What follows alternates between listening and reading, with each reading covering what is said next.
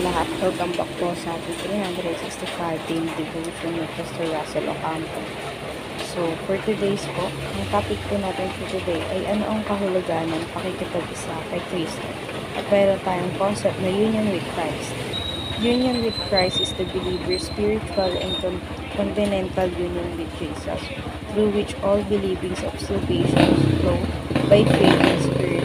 We are in Christ. Christ is in us, sharing in His life, death, resurrection, and glory, receiving justification, adoption, sanctification, and glorification.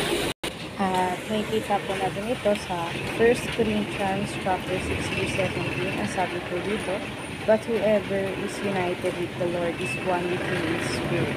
Sa Tagalog po, ang nakikipag-isa sa Panginoon ay nakikipag-isa sa Kanya sa Espiritu. At ngayon po, share ko po yung mga natutunan ko sa naging topic po natin for today. Magsisimula po tayo sa teaching na Union of Believers with Christ. So, sa first teaching po natin, we died, we were buried, and we were raised with Christ. So, tayo pala is namatay na tayo. At yung sarili natin is nilibing na ng Panginoon simula nang tayo nabautismuhan sa pangalan niya. Yan, syempre, tayo muling nabuhay sa pamamagitan ng Panginoon at syempre sa buhay na kasama ang Panginoon. So, ngayon naman sa second teaching natin, we are recipients of all God's blessings. So, tayo pala yung mga resibo or yung mga katunayan ng kapurihan or yung mga blessings na binibigay sa atin ng Panginoon. Syempre, eksakto na din yung mabuhay ka lamang or makahinga ka lang sa loob ng isang araw, blessing na yun mula sa Panginoon.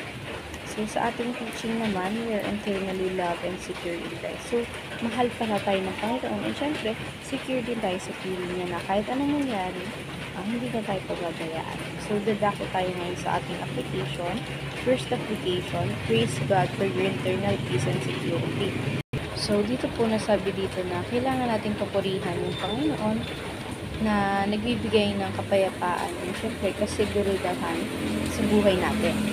So, second application na po na prepare to be identified with Christ at all times. So, kailangan din pala na preparado ka na yung mga tao is madedefine ka nila as anak ni Kristo. And syempre, mangyayari yun sa lahat ng oras. So, you should be prepared na i-kwento sa kanila or i-share sa kanila yung buhay mo kasama ang ating Panginoon. So, sa ating application, pray for more of God's blessing and to become a faithful steward. So, kailangan mo palang magdasal sa Panginoon upang mabigyan kanya ng maraming blessing. And syempre, yung faithful na rin bilang isang tao o isang mananampalataya sa Panginoon. So, dadako tayo ngayon sa ating discussion. How does the truth that we are united with Christ in His life, death, resurrection, and glory shape the way you are seen or identified today? So, ako nakikita ko sa sarili ko ngayon sa magandang sitwasyon. At syempre, sa mapayapang sitwasyon. Simula nung nabautismuhan ako sa pangalan ng Panginoon na siyang muling pagkatao ko na inilibing ng Panginoon si Kristo, yung masamang ako.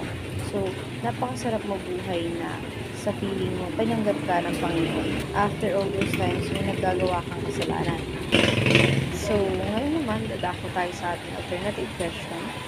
First question, what have you learned during this devotion? So, natutunan ito sa devotion natin ngayon na binibigyan tayo ng kapayapaan ng ating Panginoon. And syempre, yung kasiguraduhan na kasama natin siya panghabang buhay. And how can you practically apply devotion? So, sa second question po na how can you practically apply devotion? So, ni-apply ko po sa sarili ko yung devotion natin ngayon sa pamamagitan na I have to pray pala sa mga blessings na natatanggap ko. And syempre, para mas makatanggap ako ng blessings sa ating Panginoon. So, yun lamang po for our today's discussion. Thank you for watching.